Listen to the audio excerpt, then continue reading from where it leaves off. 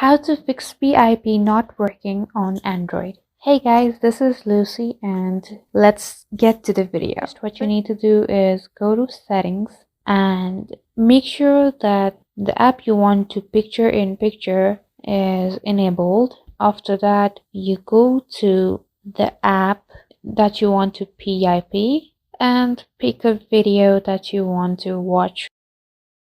So right there, like that, and you can watch your YouTube in PIP. So if this is not working, make sure that your YouTube is up to date in Play Store.